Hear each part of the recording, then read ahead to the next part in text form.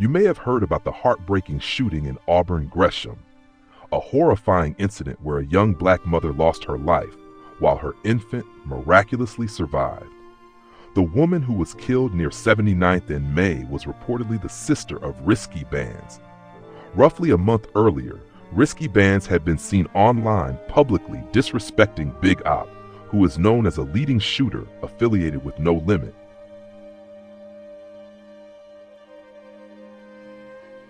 Look, y'all said, look, hold on. You said ShortyMobb them, y'all top spankers. Each one of them just got caught. 2 pistols just got caught. Why you talking? I don't know.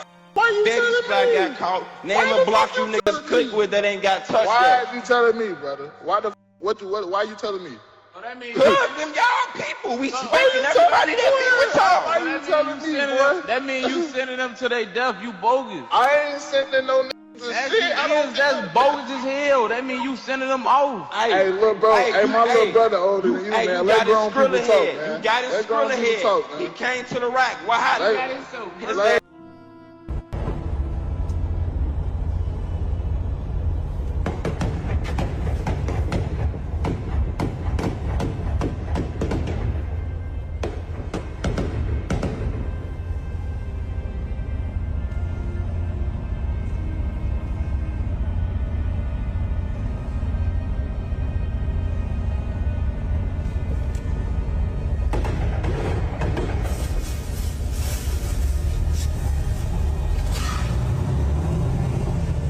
From all indications, there were multiple shooters who fired dozens of shots, perhaps more than 50. Remarkably, all of those bullets missed a baby who was sitting in the car that was targeted. Not long after that, Big Op from No Limit fired back with a response directed at Risky Bands and the Risky Roads set. Risky Roads has built up several rivals across Chicago. There have reportedly been multiple attempts on Risky Bands' life. Within just a month of the recent back-and-forth disses, tensions escalated, and now we are faced with the devastating shooting at 79th and May. Killing women is starting to feel normal in Chicago these days. Back in the day, there were rules that weren't meant to be broken. Even gang members respected certain boundaries, for example, not selling drugs to kids. If women, children, or elderly people were around, rivals would often give you a pass because elders, kids, and women were highly respected. Nowadays, some of these young guys have broken those rules. They'll take a woman's life, even in front of her children. It's sad to see what the drill scene has become. Anyway, new information is continuing to surface about the heartbreaking incident and the young woman who tragically lost her life in such a painful situation. The young mother, who has been identified as Gabryel Ayers, was struck multiple times. Emergency responders transported her to Little Company of Mary Medical Center, but despite their efforts, she succumbed to her injuries. The man, who suffered gunshot wounds to his arm and buttocks, was taken to Advocate Christ Medical Center in Oak Lawn, where he remains in stable condition. Miraculously, a baby in the back seat of the vehicle, Gabryel's own infant, was unharmed physically, although the emotional trauma will be long-lasting. The driver of the van, who became an unwitting participant in the crash, declined medical attention at the scene. Authorities say this was a deliberate and targeted attack. Evidence markers on the street show more than 50 rounds were fired, and surveillance footage from nearby buildings is being reviewed in the hope of identifying the shooters. Despite the severity of the attack, no arrests have yet been made.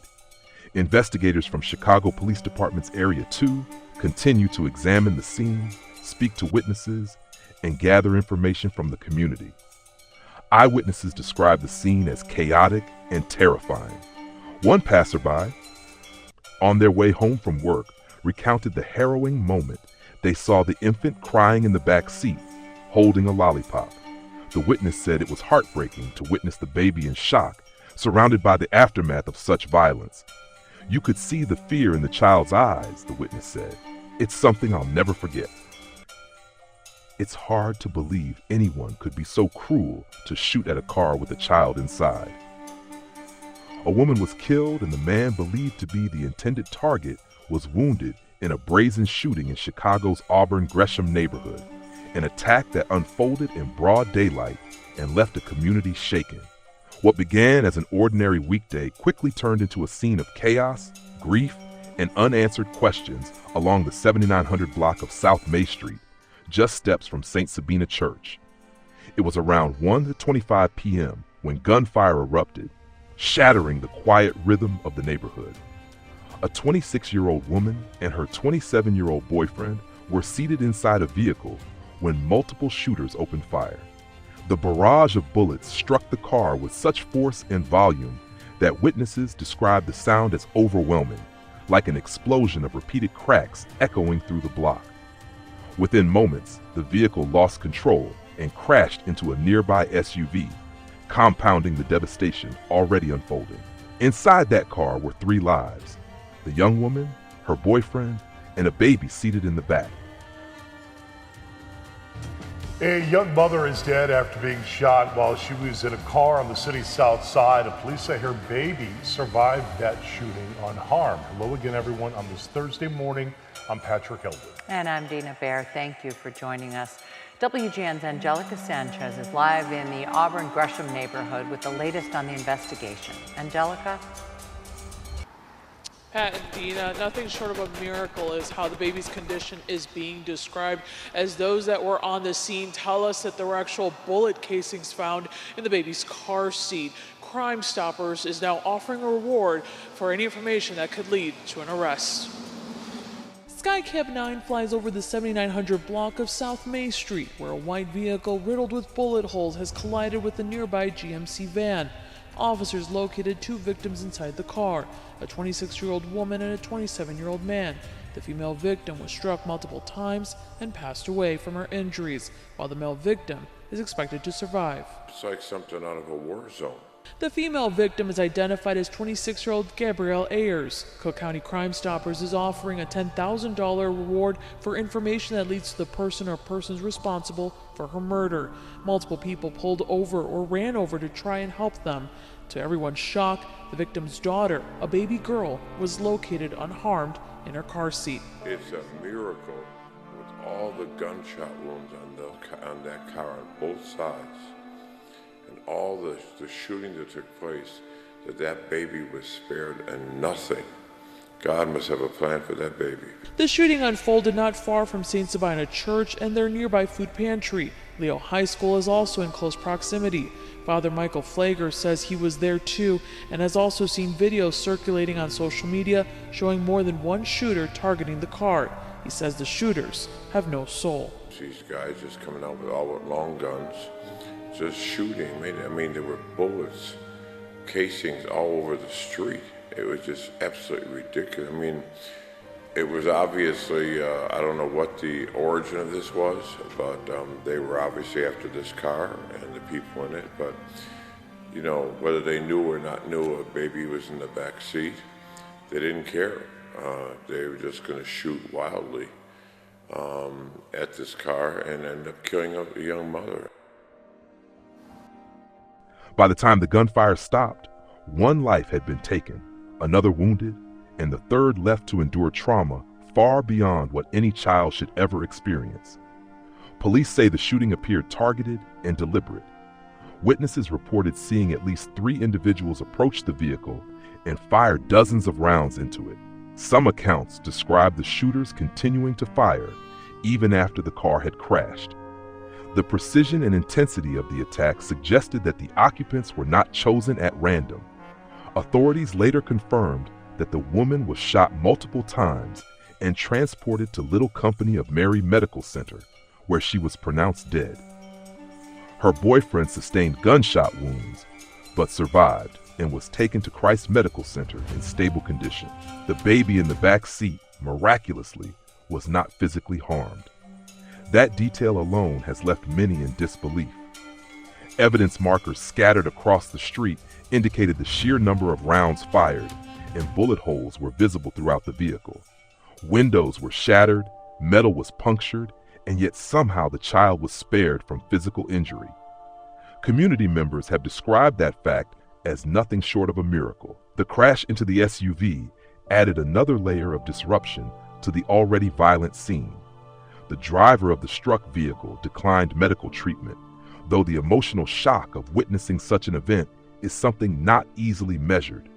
The intersection quickly filled with flashing lights, police tape, and stunned neighbors trying to process what had just occurred in the middle of their afternoon. As the story unfolded, deeper layers began to emerge. The young woman who lost her life was later identified as the sister of a local rapper known as Risky Bands. In certain circles, that connection carries weight. Risky Bands is associated with Risky Road, an area that has reportedly been entangled in ongoing rivalries and conflicts with other groups. Over time, disputes between sets have played out both in the streets and online, with social media exchanges intensifying tensions. For some observers, that connection raised questions about motive. In communities where affiliations and alliances matter deeply, family members of prominent figures can become vulnerable. It has been widely discussed that Risky Bands has had public disputes with rival groups and that tensions have been escalating. While authorities have not officially confirmed a motive tied to these affiliations, many believe the attack may have been connected to those ongoing conflicts. Complicating matters further, the woman's boyfriend is said to have affiliations of his own. Reports indicate he was connected to By Alleged, a group that has alliances overlapping with Risky Road and other sets. In environments shaped by loyalty and rivalry, such connections can create layered targets. Some community members believe the boyfriend may have been the primary target, while others argue that both individuals in the vehicle were viewed as significant due to their ties. The sheer focus of the gunfire has fueled that speculation. Witnesses have said that the driver's side of the vehicle appeared to be heavily targeted. If that account is accurate, it suggests the shooters may have known who was seated where. Whether the attackers intended to target one specific individual or both occupants, the level of coordination and aggression displayed in the attack suggests planning rather than spontaneity. This was not a fleeting altercation. It was not a brief exchange. It was a sustained assault that continued even after the vehicle crashed. That persistence has left many believing that whoever carried it out was determined to ensure the outcome. Beyond the affiliations and theories lies the undeniable human cost. A young mother lost her life. A family lost a daughter and sister. A child will grow up without their mother. And a community already burdened by cycles of violence has been forced to relive a familiar heartbreak. The location of the shooting, so close to St. Sabina Church, adds symbolic weight to the tragedy. St. Sabina has long been a center of anti-violence activism and community outreach. To have such an incident occur within walking distance of a place that has fought tirelessly for peace underscores the complexity and persistence of the challenges facing the area. Residents of Auburn Gresham are no strangers to hardship. Like many Southside neighborhoods, it has wrestled with systemic inequities, economic strain, and the long shadow of gang-related disputes. Yet, it is also a community filled with families, working people, children playing on sidewalks, and neighbors who look out for one another. Incidents like this fracture that sense of safety and reopen wounds that never fully healed. As investigators continue reviewing surveillance footage and gathering evidence, no arrests have been announced. Area detectives are working to piece together the sequence of events, how the shooters approached, whether there was a chase, how long the attack lasted, and what led up to that violent moment at 1:25 p.m. Speculation continues online and within the neighborhood, but law enforcement has urged patience while the investigation unfolds. Determining motive will require careful analysis of relationships, communications, and physical evidence. Until then, much of what circulates remains unconfirmed theory layered over a very real tragedy. What remains indisputable is the scale of the violence. Dozens of rounds fired, a car riddled with bullets, a crash in the middle of the afternoon, a mother gone, a man wounded, a baby spared by inches and chance. In the aftermath, grief has rippled outward. Friends and relatives have taken to social media to express sorrow and disbelief. Community members have questioned the purpose of firing into a vehicle known to carry a child. Even in conflicts defined by rivalry, the presence of an infant has struck many as a line that should never have been crossed. The emotional toll of such an event extends far beyond the crime scene. Trauma does not disappear when the sirens fade. It lingers in households, in conversations, in children who overhear adults trying to explain the unexplainable. It lingers in the minds of witnesses who replay the sound of gunfire. It lingers in a baby who may not remember the moment consciously, but whose life path has been permanently altered. The shooting on 79th and May stands as another painful chapter in a broader story of violence that continues to challenge Chicago's neighborhoods. It reflects the way personal relationships, affiliations, public disputes, and long-standing rivalries can intersect in explosive and irreversible ways. At its center, though, is not just a narrative about street dynamics or retaliation. It is about a life lost too soon and a child left behind. It is about a family trying to comprehend how an ordinary Wednesday turned into the worst day of their lives. And as the investigation continues, the community waits for answers, for accountability, and for a moment when headlines like this no longer feel so familiar. The young woman's connection to risky bands is significant because of the way these tensions operate. In communities with entrenched rivalries, family members of prominent figures are often viewed as extensions of those individuals, and this can make them targets in violent disputes. It is believed that her relationship with her brother put her in a particularly dangerous position, though she was also an independent figure who moved through the streets in her own right. According to multiple sources, she had been active on social media, engaging in online exchanges, and even dissing people who were deceased. In street culture, these kinds of actions, though they may appear superficial to outsiders, carry weight and can escalate conflicts. The young woman's boyfriend is said to be affiliated with BOG, a group that, along with Risky Road and several other sets, has been involved in ongoing disputes. The combination of these relationships, the fact that she was Risky Band's sister and also connected to BLG through her boyfriend, may have increased her visibility as a target. Observers have suggested that while many initially assumed the attack was intended solely for her boyfriend, the evidence now points toward the possibility that she herself may have been an intended target. Her presence in the vehicle, along with the man, placed both individuals in harm's way, especially in a situation where assailants were highly coordinated and prepared to use deadly force. Father Michael Flieger, pastor of St. Ward, Sabina Church, located just steps from the crime scene, spoke about the incident with sorrow and urgency. For decades, Flieger has been a leading voice against violence in Auburn Gresham, working to support families, reduce gang activity, and provide safe spaces for children in the community. Thank God the baby is so young, they probably won't remember this day, but they will know that their mother was taken from them, he said. Flieger emphasized the seriousness of the attack, noting that the shooters were armed with long guns. This is unacceptable. Somebody needs to be held accountable. If anyone knows who did this, the cameras in the area may give us the evidence we need to catch them. Justice is long overdue. Kirk Bell, the godfather of Gabryel Ayers, also spoke with grief and outrage. What's the purpose of shooting at a car when you know there's a child inside, he asked. It doesn't make any sense. These are animals. They have no value for life. There are gangs, shootings, and killings happening every day in this city. It's just unbelievable. My goddaughter's baby survived physically, but the emotional scars will never heal completely. The Auburn Gresham neighborhood itself has a long history, rich with community culture, but plagued by the ongoing challenges of poverty and gun violence. Streets that once echoed with the laughter of children and neighbors gathering have, over the years, been marked by the sounds of sirens and gunshots. Local leaders point out that incidents like this are part of a broader trend in Chicago, where shootings and homicides continue to rise despite ongoing efforts by police, social services, and community activists. According to Chicago Police Department statistics, the South Side has been disproportionately affected by gun violence.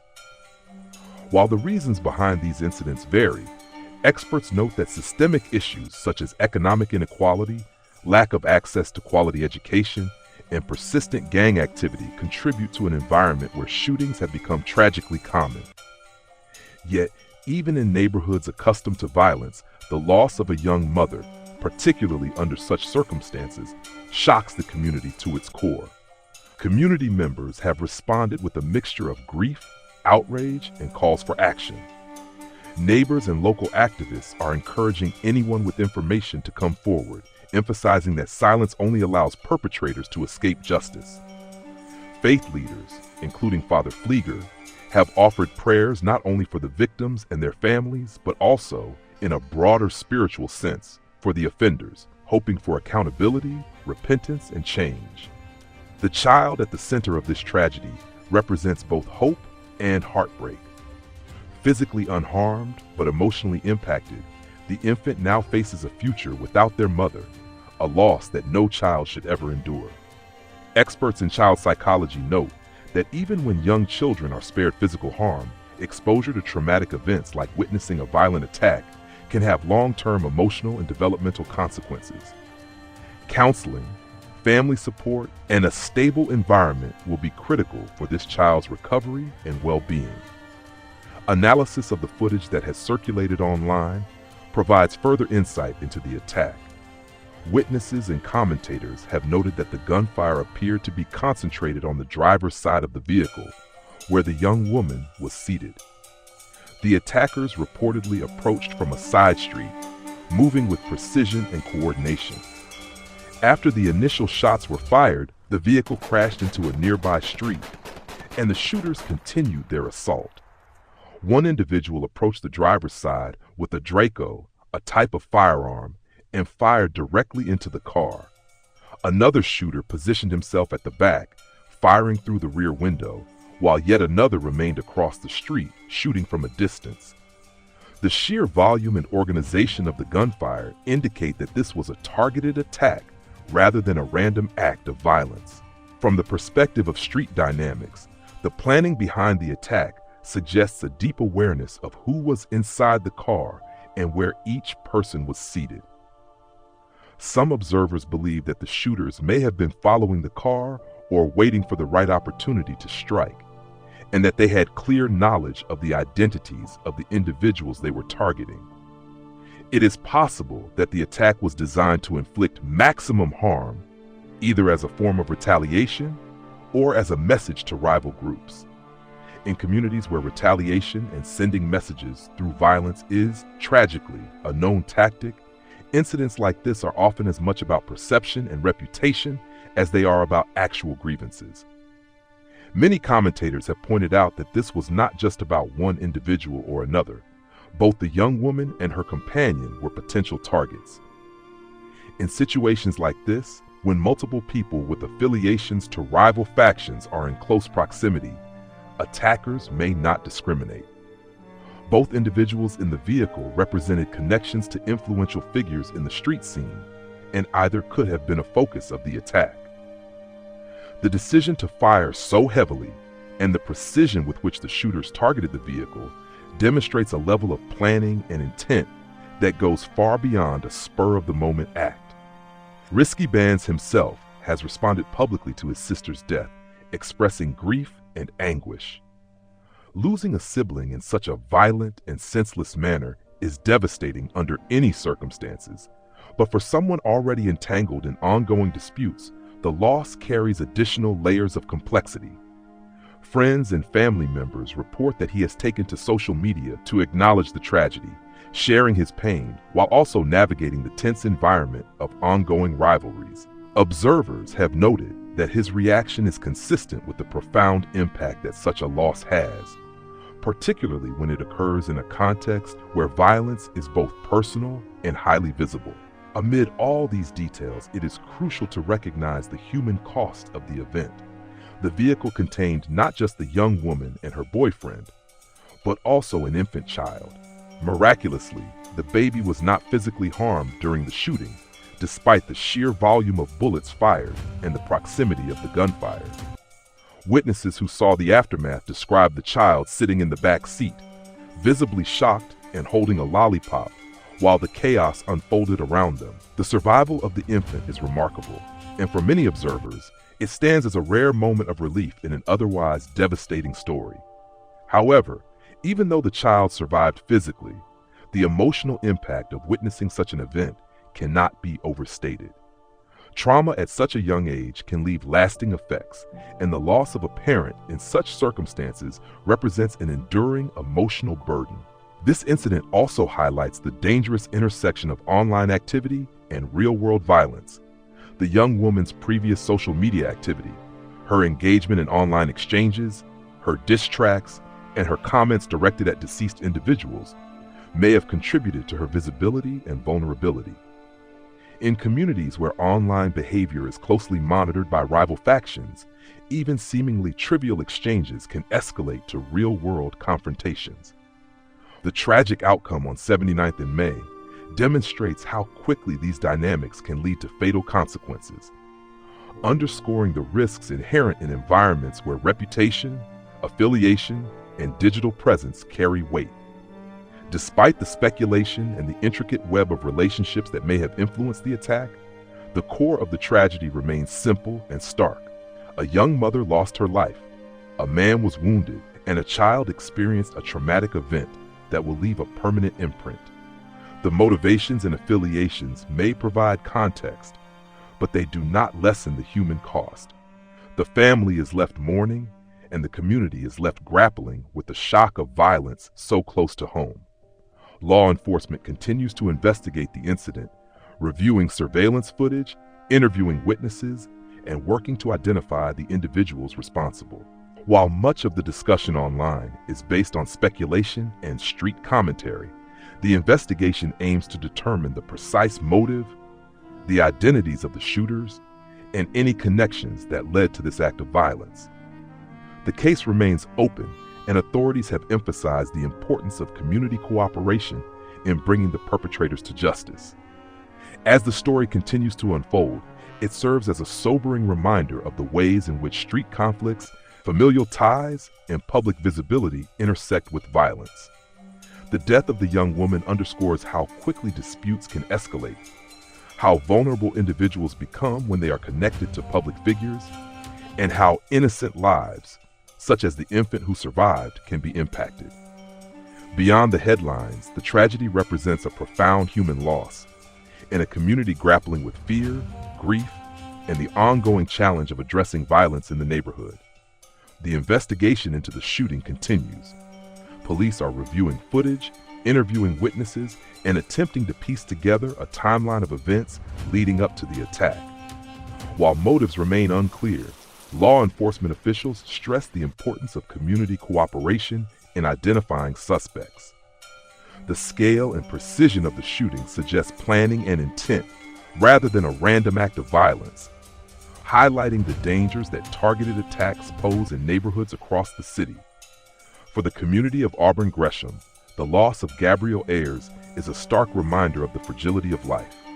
Families, neighbors, and local leaders are left to mourn a young life cut tragically short, while simultaneously grappling with the wider impact of gun violence on children, families, and the neighborhood as a whole.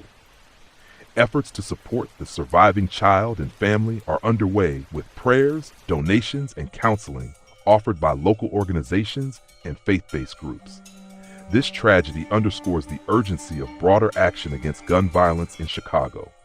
While law enforcement works to apprehend those responsible, community activists continue to advocate for systemic changes, including more accessible social services, stronger youth programs, and initiatives to prevent gang recruitment. The hope is that through community collaboration, incidents like this can one day be prevented, ensuring that no more children have to grow up witnessing or losing a parent to senseless violence. Amid the heartbreak, there is also a call to remember the humanity of those affected. Friends and family remember Gabryel Ayers as a loving mother, a vibrant individual whose life was full of promise. The baby, spared physically but impacted forever, symbolizes the enduring need for safety, support, and hope in communities touched by violence.